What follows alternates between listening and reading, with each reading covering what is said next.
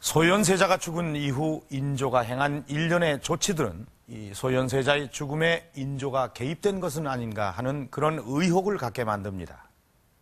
특히 이 빈궁도감의 당상관들이 모두 참여하게 돼 있는 이 염습에 왕실의 종친 서너 사람만 참여하게 한 것은 이런 의혹을 더욱 증폭시킵니다.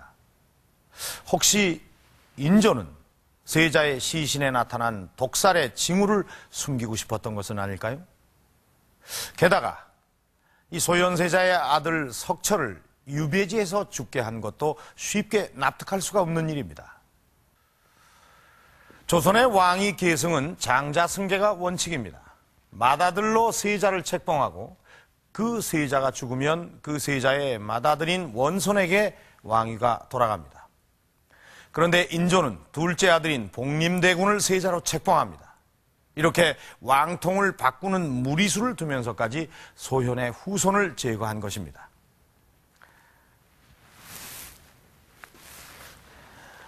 이 책은 조선시대 세간의 풍문을 적어놓은 조야첨재란 야사집입니다. 이 책 속에 이 소현세자의 죽음과 관련된 기록이 있습니다.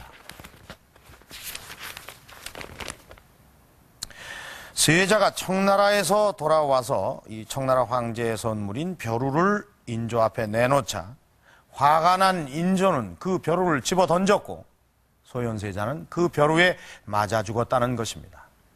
물론 이 말을 그대로 믿을 수는 없지만 이 속에는 인조가 소현세자를 죽였을 거라는 당시 사람들의 심증이 담겨 있다고 볼 수 있습니다. 또 청나라 황제의 선물을 이유로 든 것을 보면 소현세자의 죽음과 청나라가 아주 깊이 연관되어 있다는 것을 암시했다고 볼 수 있습니다. 소현세자는 청나라 심양에서 8년간 볼모 생활을 했던 인물입니다. 그렇다면 그때 심양에선 무슨 일이 있었던 걸까요? 청나라 초기의 수도였던 심양. 한겨울이면 영하 30도까지 내려가는 이 도시 인구의 90%는 한족이다. 여느 중국 도시와 비슷한 모습이다. 그러나 도심 곳곳엔 청나라의 발상지었던 면모가 남아있다. 17세기 각 나라에서 온 사신들은 말에서 내려 청황제를 아련하곤 했다.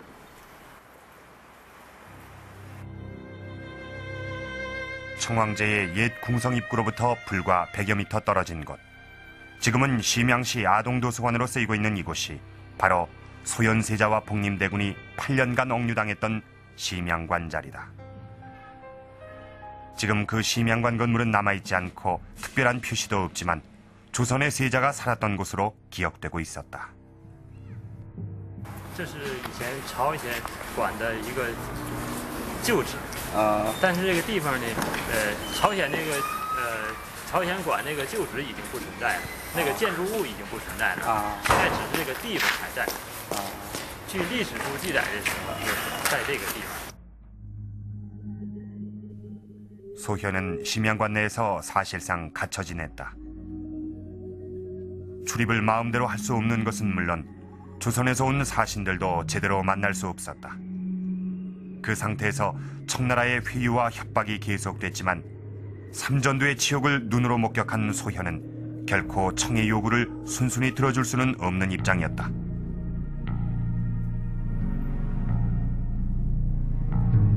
인질 생활 3년이 지나도록 그는 청황제의 사냥이나 연회에 비용을 핑계로 참석하지 않는 경우가 많았고 조선의 파병이나 물품을 요구하는 일은 권한 밖의 일이라며 거절하기도 했다. 이 때문에 청황제의 협박이 끊이질 않았다.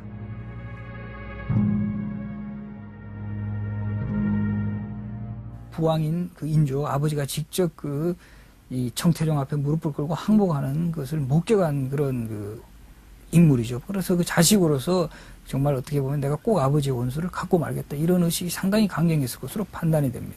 함께 간 그 동생 복림대군도 바로 그런 뜻을 끝까지 관철해서 북벌로 연결시키는데 어떻게 보면 그 마지인, 그 훨씬 책임감이 있는 소현세자로서는 바로 그런 어떤 그 강한 복수의식은 초기에는 상당했을 것으로 여겨집니다.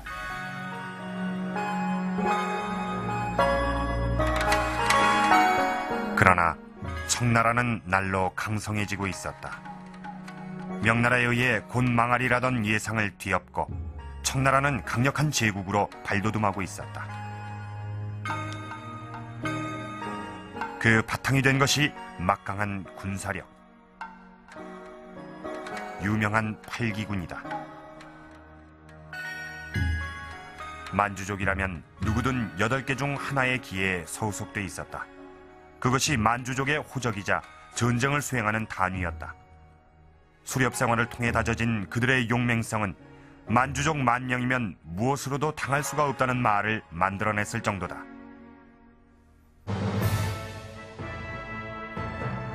임진왜란으로 생긴 북만주의 힘의 공백을 틈타 하나로 뭉친 만주족은 파죽지세로 중원을 향해 나아갔다. 소현세자가 심양에 있던 시기, 청은 이미 만리장성까지 진출해 있었다. 중원의 대세는 이미 기울고 있었다.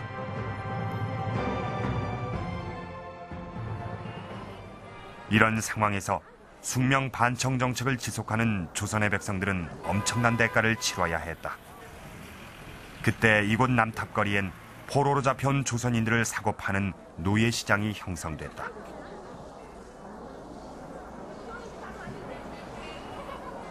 당시 만주족은 조선인 포로들을 팔아 포상금을 마련했다.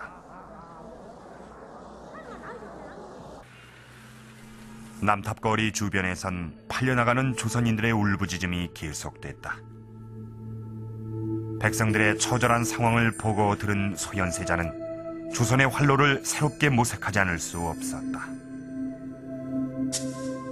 당시 조선인 포로들이 약 50만 명이 이 청나라에 끌려왔다고 하고, 이들이 송환하는 데는 그 몸값이 소 6마리 해당될 1인당 해당될 정도로 아주 그 비싼 몸값이었죠. 그러니까 거의 송환되기가 힘들었다는 거죠. 그만큼 그 전쟁의 어떤 그 상처도 크기도 컸으려니와 이 포로 생활도 아주 그 힘든 그런 현실을 그 목격했고, 또 당시 보면 이 여인네들도 많이 끌려왔는데, 이 여성들도 이 겨우 돌아간 여성들도 이 환양녀라고 해서 아주 이 사회적으로 대우받지 못하는 그런 현실 속에서 소현세자는 그 전쟁의 그 참상이 얼마나 뼈저린가를 느꼈을 겁니다. 볼모 생활이 중반에 이를 무렵 세자의 태도는 바뀌기 시작한다. 지금은 아파트가 들어서 있는 호나강 주변의 넓은 공터. 그는 우선 청나라가 불화해준 땅에 농사를 지어 생활비를 조달하는 동시에 그것을 통해 자금을 만드는 일을 추진했다. 靠着边上，靠着边上也能有他妈有他妈30米40米宽，种点旱田，那农业社种的那时候可能是，哎，这坑里没人种，就搁这坑里啊种了能有1年呢不2年，是那桥南这边过来种的，慢慢看着了，完了种完了老丢。 유목민족인 청나라 사람들은 농사에 서툴렀다. 게다가 전쟁 중이었기 때문에 물자가 늘 부족했다. 따라서 세자 일행이 수확한 농산물들은 큰 호응을 받을 수밖에 없었다. 그렇게 모은 자금으로 세자는 청나라 실력자들과 교분을 쌓아나간다. 청태종의 아들이자 당시 최고의 실력자였던 도르건과 친교를 맺은 후로는 각종 현안 문제 해결에 적극 개입하기도 했다. 다리고원이 주최하는 연회에 참석하기도 하고 또 선물을